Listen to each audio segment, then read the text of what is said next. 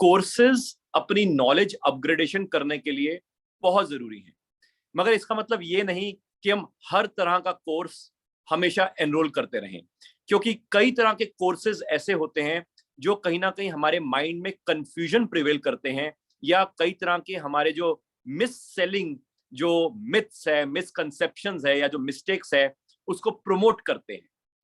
इसलिए कोर्सेज भी कौन से करने हैं, किन से करने हैं, कब करने हैं, ये भी बहुत इंपॉर्टेंट है। एंड आज की वीडियो में हम समझेंगे कि जो कोर्सेज जब हम करें, स्पेशली फाइनेंशियल प्लानिंग या पोर्टफोलियो बिल्डिंग या मार्केट्स को समझने के लिए, तो उसमें हम क्या क्या चीजें ध्यान में रखें ताकि कोर्सेज में एनरोल करने से पहले हमें पता हो कि कौन से कोर्सेज रेलेवेंट हो सकते हैं, ताकि हम गलत कोर्सेज में मिस सेलिंग के तहत फंस ना जाएं।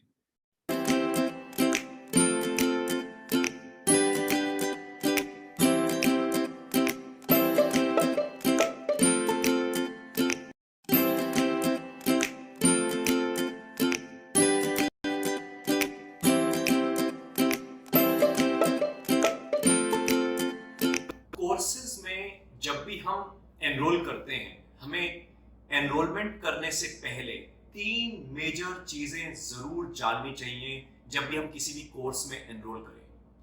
पहली चीज, जो कोर्स पढ़ाने वाला ट्रेनर है या स्पीकर है, उसका प्रोफाइल जानना बहुत जरूरी है। और प्रोफाइल में 3 चीजें बहुत इंपॉर्टेंट है। पहला, क्वालिफिकेशन क्या उसकी रेलेवेंट है या नहीं है। यानी कि मैं ये समझता हूं कि जिसकी बेसिक अगर क्वालिफिकेशन ही अलाइंड ना हो, तो मैं ये समझता हूं कि उसको बेसिक मैच्योरिटी या basic understanding about that subject नहीं होगी। से फॉर एग्जांपल, अगर हम फाइनेंशियल मार्केट्स की, फाइनेंशियल प्लानिंग की, पोर्टफोलियो बिल्डिंग की बातें करें और किसी ने अगर इंजीनियरिंग कर रखी हो, तो रेलेवेंट क्वालिफिकेशन नहीं है। या कोई पोस्ट ग्रेजुएट ही ना हो, तो मैं कहूंगा उसके पास रेलेवेंट क्वालिफिकेशन है ही नहीं। इसका मतलब ये नहीं है कि अगर कोई चार्टर्ड अकाउंटेंट है तो उसकी रेलेवेंट क्वालिफिकेशन हो गई तो प्रोफाइल मैच कर गया, नहीं। क्योंकि चार्टर्ड अकाउंटेंट्स या कंपनी सेक्रेटरी या इवन एमबीए फाइनेंस, उनकी भी अंडरस्टैंडिंग फाइनेंस के डिफरेंट एरिया में हो सकती है, शायद ऑडिट में, टैक्सेशन में, लॉ में। बट जो फाइनेंशियल मार्केट्स है या फाइनेंशियल प्लानिंग है या जो पोर्टफोलियो बिल्डिंग है, उसमें हर चार्टर्ड अकाउंटेंट की अंडरस्टैंडिंग या हर एमबीए फाइनेंस की अंडरस्टैंडिंग या शायद हर कंपनी सेक्रेटरी या सीएम में जो कॉस्ट एंड मैनेजमेंट अकाउंटेंट होते हैं, उनके अंडरस्टैंडिंग हो या ना हो जरूरी नहीं है। यानी कि रेलेवेंट क्वालिफिकेशन बेसिक एक चीज है जो रिक्वायर्ड होनी चाहिए, मगर इसके बाद एक सेकंड इसी में पॉइंट आता है प्रोफाइल में, वो है उसके पास रेलेवेंट एक्सपीरियंस होना चाहिए।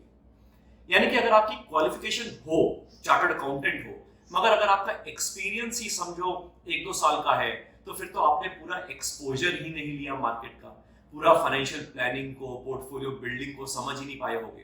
क्योंकि at least 1-2 cycles of the full economy जो होती हैं, यानी कि जो नॉर्मली 10 से 15 साल में होता है, इतना एक्सपोजर, एक्सपीरियंस होना जरूरी है। यानी कि experience, relevant experience apart from qualification with in profile भी इंपॉर्टेंट है। मगर इसके साथ तीसरा important point with in profile है, वो ये है कि ये एक्सपीरियंस उन सज्जन ने, उस ट्रेनर ने लिया कहां पे। क्योंकि कई लोग ऐसे होते हैं जो अपने काम में 10 साल से कर रहे होते हैं शेयर मार्केट, या 10 साल से पोर्टफोलियो बिल्डिंग या फाइनेंशियल प्लानिंग कर रहे होते हैं, या 20 साल से कर रहे होते हैं और कहते हैं हम 20 साल से कर रहे हैं। एक्सपीरियंस बहुत बढ़िया है, मगर रेलेवेंट एक्सपीरियंस के साथ एक तीसरा पॉइंट आता है एक्सपोजर। यानी कि आपने ये जो एक्सपीरियंस लिया, ये किसके साथ रह के आपने एक्सपोजर लिया। यानी कि आपने क्या किसी रेप्यूटेड ब्रांड के साथ, बड़े बड़े क्लाइंट्स के साथ मैनेज करते हुए रेलेवेंट एक्सपोजर लिया है या नहीं लिया। क्योंकि अगर आपने रेप्यूटेड ब्रांड के साथ जॉब करते हुए या एसोसिएट होके बड़े बड़े क्लाइंट्स के साथ अगर एक्सपोजर नहीं लिया, तो आपका जो मैच्योरिटी लेवल है, अंडरस्टैंडिंग लेवल है, एक्सपर्टीज लेवल है, वो उभर के नहीं आएगा। इसलिए कई लोग जो कहते हैं मैं 20 साल से मार्केट में हूं या 25 साल से मैं फाइनेंशियल प्लानिंग कर रहा हूं, मगर वो अपने काम में होते हैं, वो रेलेवेंट एक्सपोजर नहीं है। या कई लोग कहते हैं मेरे पास 3 साल का या 5 साल का एक्सपीरियंस है, वो रेलेवेंट एक्सपीरियंस नहीं है। या कोई कहता है मैं चार्टर्ड अकाउंटेंट हूं, सिर्फ क्वालिफिकेशन स्टैंड अलोन उसको सॉल्व नहीं करती है। इसका मतलब ये, आपको पहला ब्रॉड पॉइंट, जब भी आप किसी कोर्स में एनरोल करें, पहले प्रोफाइल चेक करें, और प्रोफाइल में 3 चीजें, पहली क्वालिफिकेशन रेलेवेंट होनी चाहिए, दूसरा उस क्वालिफिकेशन के साथ साथ रेलेवेंट एक्सपीरियंस होना चाहिए, और रेलेवेंट एक्सपीरियंस कहाँ लिया, किसके साथ लिया, वो रेलेवेंट एक्सपोजर, ये भी समझना जरूरी है। प्रोफाइल में एक बहुत इंपॉर्टेंट चीज है, वो ये है कि स्पेशली अगर आप फाइनेंशियल प्लानिंग या पोर्टफोलियो बिल्डिंग या फाइनेंशियल मार्केट्स की बात कर रहे हो, तो जिसको अगर करेंसी और इंटरेस्ट रेट डेरिवेटिव्स नहीं आता, उसको financial planning, portfolio building, share market वगैरह वगैरह बहुत कम लफ्जों में समझ आती होगी। एंड जिसके लिए मैं रिक्वेस्ट करूंगा कि एपिसोड नंबर 6 है, जहां पे कुछ डेरिवेटिव्स के बारे में मैंने मेंशन किया है, वो बहुत इंपॉर्टेंट एपिसोड है, उसको जरूर देख लेना, क्योंकि बहुत ही चंद लोग हैं, बहुत ही फ्यू लोग हैं जिनको वाकई में फाइनेंशियल मार्केट्स, डेरिवेटिव्स समझ आता है, और क्यों, वो रीजन मैंने वहां पे बता रखा है। अब आते हैं दूसरा ब्रॉड पॉइंट जो आपको चेक करना है before you enrol for any course, और वो दूसरा ब्रॉड पॉइंट ये है कि उसका जो कोर्स कंटेंट है वो आपको समझना है। क्योंकि आज के डेट में हर जगह जो कोर्सेज हो रहे हैं, वो कोर्स कंटेंट मोटा मोटा सेम ही है। यानी कि अगर हम टेक्निकल एनालिसिस की बात करें, तो वही हेड एंड शोल्डर्स है, वही डबल टॉप्स है, वही असेंडिंग ट्राइंगल्स हैं, वही डिसेंडिंग ट्राइंगल्स हैं, वही आरएसआई है, वही बुलिंगर बैंड है। यानी कि वही कॉमन कोर्स करिकुलम हर कोई आदमी पढ़ा रहा है। इसका मतलब ये, अगर कोर्स करिकुलम कॉमन है, या लेट से अगर हम फंडामेंटल एनालिसिस की बात करें, तो वहां पे कोर्स करिकुलम हो सकता है पी रेशियो हो जाएगा, या फॉरवर्ड पी रेशियो हो जाएंगे, या फाइनेंशियल स्टेटमेंट एनालिसिस हो जाएंगे, वही सेम जनरल ज्ञान है। एंड इनफैक्ट कई तो कोर्सेज ऐसे होते हैं जिसमें सिर्फ ये बताया जाता है स्टॉक मार्केट का बिगनर कोर्स, स्टॉक मार्केट का एडवांस कोर्स। अल्टीमेटली जो बिगनर कोर्स में जो पढ़ा रहे होते हैं सब गूगल पे मिलता है, एडवांस कोर्स में जो पढ़ा रहे होते हैं ये भी सब गूगल पे मिलता है। इसके लिए हमें कोर्स करने की जरूरत ही नहीं है। टेक्निकल चार्ट्स या फंडामेंटल एनालिसिस जब हम कोर्स करते हैं, अगर कोर्स करिकुलम कॉमन है, तो अगर मार्केट में हर आदमी कॉमन चीजें ही सीख रहा है, तो कैसे आप यूनिकली फाइनेंशियल प्लानिंग या पोर्टफोलियो बिल्डिंग या मार्केट्स को समझ पाएंगे? कदापि नहीं समझ पाएंगे। एंड इसके लिए आपने ऑब्जर्व किया होगा कि आजकल हर आदमी ट्रेनर बन गया है। यानी कि हर आदमी जब ट्रेनर बन गया है, तो इसलिए आपने देखा होगा ट्रेनिंग जो कोर्सेज हैं वो आजकल ऑनलाइन बड़े सस्ते सस्ते अवेलेबल हो गए हैं। आजकल बड़े चीप प्राइसेस पे, थ्रोएबल प्राइसेस पे ऑनलाइन कोर्सेज अवेलेबल हैं, या अगर आप ऑफलाइन भी करने जाते हैं फिजिकल मोड में, वहां पे भी वो कोर्सेज बहुत सस्ते में अवेलेबल हैं। क्यों? क्योंकि क्वालिटी अल्टीमेटली है ही नहीं, और इसलिए कट थ्रोट कंपटीशन के कारण हर आदमी ट्रेनर बन गया है।